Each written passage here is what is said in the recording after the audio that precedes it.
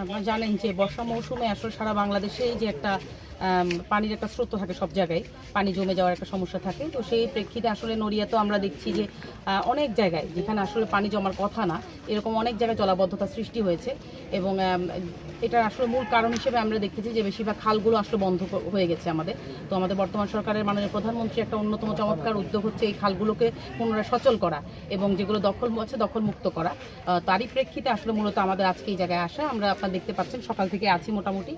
এটা একটু কয়েকদিন সময় লাগবে আমাদের, যেহেতু অনেক বড় একটা জায়গা জুড়ে এই খালটি অবস্থিত এবং প্রায় স্থানীয়দের বক্তব্য যেটা শুনলাম যে প্রায় 20-30 বছর ধরে এই খালটি আসলে দখল করে আছে বিভিন্ন জায়গায়, যার যার বাড়ি থেকে আপনার হয়তো মূল রাস্তা পর্যন্ত যাওয়ার সময় যেটুকু জায়গায় এইটুকু জায়গাতে হয়তো নিজ নিজ উদ্যোগে তারা একটা ছোট একটা রাস্তা তৈরি করে ফেলেছে, কেউ কেউ একদম পাকা স্থাপনাও করে ফেলেছে। তো এবং অনেকের বাড়ি পাকা বাড়িও কিন্তু এই খালের মধ্যে চলে আসছে, আপনারা দেখতে পাবেন। তো আমরা সেই জায়গা থেকে আমরা কাজ শুরু করেছি আজকে 2-1টা স্পটে। আমরা এখন একটু আগে বেকু দিয়ে কাজ করলাম এবং কিছু কিছু জায়গায় মানুষকে বলেছি তারা নিজেরা নিজ দায়িত্বেই সরিয়ে নিচ্ছেন।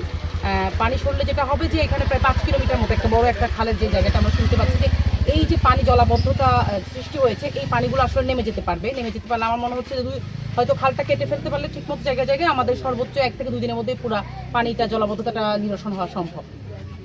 এবং আপনারা দেখতে পাচ্ছেন যে আমরা পিছনে এখন যে জায়গাটাতে আছি এখানেও কিন্তু একটু মোটামুটি কয়েকটি জায়গায় সিসি রাস্তা আর সিসি রাস্তা এরকম করে ফেলেছেন। তো এই জন্য একটু সময় আমাদের লাগছে এবং এই একই জিনিসটা আসলে নড়িয়ার অনেক জায়গায় আছে। তো আমরা শুরু করেছি, দেখা যাক আমরা বাকিগুলো স্বল্প সময়ের মধ্যে হয়তো করার চেষ্টা করব। আমরা দেখতে পাচ্ছি এই রাস্তাগুলো এখন, তাহলে এই রাস্তাগুলো যদি আপনি বন্ধ করে দেন তাহলে এই মানুষগুলোর যাতায়াতের জন্য কি ব্যবস্থা করবেন? জি, অবশ্যই এটা ভালো একটা কথা বলেছেন, কারণ মানুষের চলাচলের জন্য একটা বিকল্প উপায় রাখতে হবে আমার। তো আমরা অলরেডি চেয়ারম্যান মহোদয়ের সাথে কথা বলেছি, আমাদের ইউনুস আরও বিষয়টা অবগত আছেন। আমরা খুব দ্রুত সময়ের মধ্যেই এখানে কালভার্ট দেওয়ার ব্যবস্থা করবো এবং ইতিমধ্যে চেয়ারম্যান সাহেব বলেছেন তিনি নিজ উদ্যোগেই লাগলে আজকে অর্থাৎ যেখানে কাটা হবে লাগলে পরের দিনই তিনি নিজ উদ্যোগে এটা করিয়ে ফেলবেন। পরবর্তীতে হয়তো সেটা আমরা ব্যবস্থা করবো আমাদের প্রশাসনের উদ্যোগে আর কি। আর এছাড়া যেটা হচ্ছে যে একদমই ছোট ছোট রাস্তা কিছু আছে বাড়ির পাশে সংযোগ সড়কে, সেখানে 2-1টা বাঁশ বা দিলে কাঠ দিয়ে তারা এখন ইজিলি চলাফেরা করতে পারবে। তো এটাতে আসলে খুব বেশি সমস্যা হবে না। এখন এই খালের যে মাথাটা আমরা দেখতে পাচ্ছি যে নদীতে গিয়ে মিশেছে, এটা হচ্ছে কার্তিকপুরের যে নদীতে গিয়ে মিশেছে, আমরা দেখতে পাচ্ছি যে এই রাস্তার মাথায় একটা টোটালি বন্ধ করে দেওয়া হয়েছে এই খালের মাথাটা। এইটাও কি আপনারা এই উচ্ছেদের আওতায় আনবেন কিনা? অবশ্যই আমাদের এখন প্রথম কাজটি হচ্ছে মূলত এই যে লম্বা একটা জায়গা জুড়ে যেখানে মানুষের বাড়িঘর প্লাবিত হয়ে আছে, আমাদের মূল কাজটা হচ্ছে এটা আগে যে মানুষকে পানিবন্দী অবস্থা থেকে দূর করা। এরপর যে মূল যে সংযোগ সড়ক যেটা আপনি বলেছেন, সংযোগ সড়কের সাথে মূল মাথাটা বন্ধ করে দেওয়া হয়েছে, সেখানে অনেক বড় একটা রাস্তা এবং বড় একটা আপনারা দেখতে পাচ্ছেন ভালো মতো বানানো একটা কালভার্ট। তো সেটাকে আমাদের একটু সময় লাগবে, কিন্তু মূলত আমরা আগে এটা শেষ করি তারপরে ওটা করব, কারণ এই পুরো রাস্তাটা সচল করার জন্য ওইটা অবশ্যই আমাদের হাত দিতে হবে। এটা কতদিন লাগতে পারে সব মিলিয়ে খালটা পুরোপুরি অবমুক্ত করতে?